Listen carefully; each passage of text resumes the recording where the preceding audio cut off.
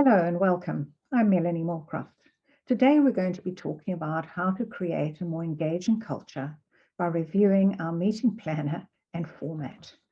Business leaders and their teams spend a lot of time in meetings. However, not all of these meetings are as productive or effective as they should be.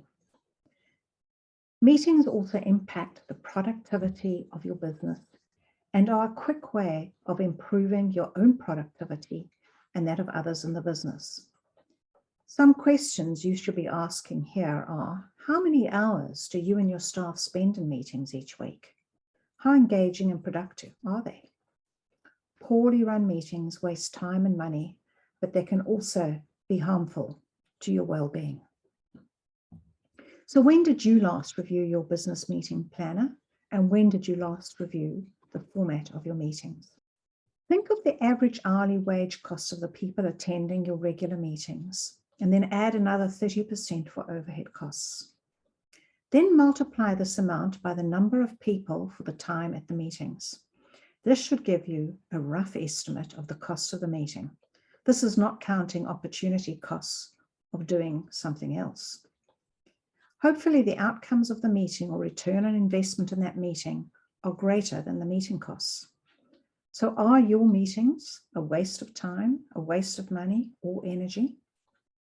Many business leaders, however, do not think about how to change the format or frequency of regular meetings, as these have become habits in the business.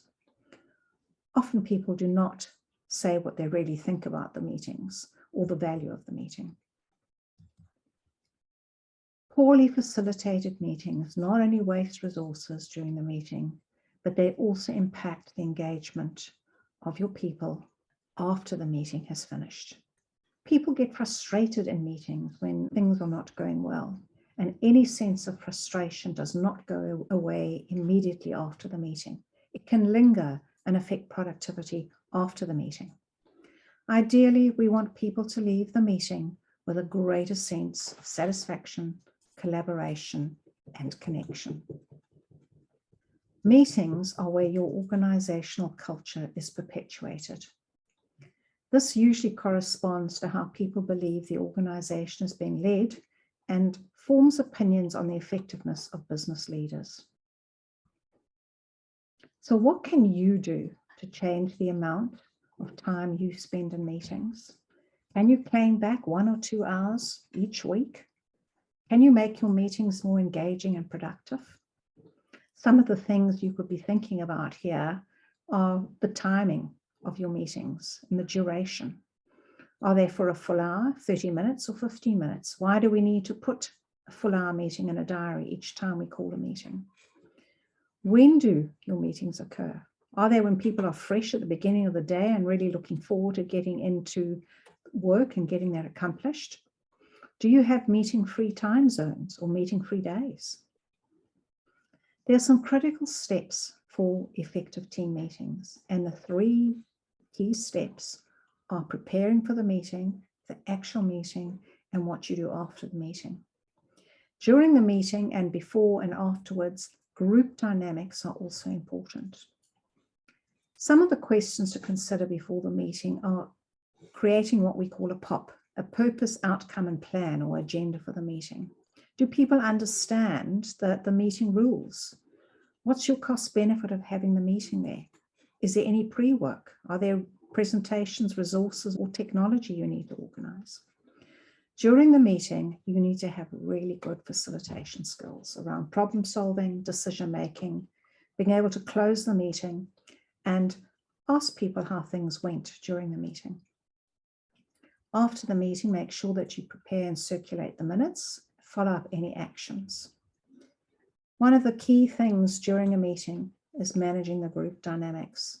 And this is where you need to be sure that you're maintaining energy, you're building consensus, you're acknowledging feelings, you're managing any hurtful or dysfunctional behaviors, and starting to recognize any conflict situations that might be arising. Some tips for agenda guidelines are: have a standard agenda item for key meeting types. One of the key things is making sure that you have a well understood criteria for decision making. When are people going to use consensus? When are they going to participate? Or when are you going to make the final decision? Place information sharing at the end and problem solving at the beginning of your agenda. But more importantly, estimate the time that you are going to allocate for each agenda item separately. So what are the characteristics of meetings with a negative impact?